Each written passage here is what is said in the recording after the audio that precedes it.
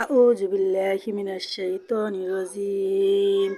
بسم الله الرحمن الرحيم. ألف لام ميم.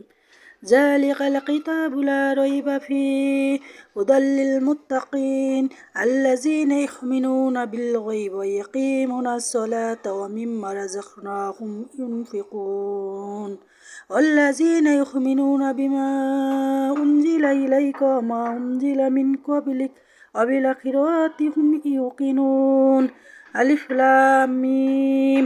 এটা এমন এক কিতাব যাতে কোনো সন্দেহ নেই।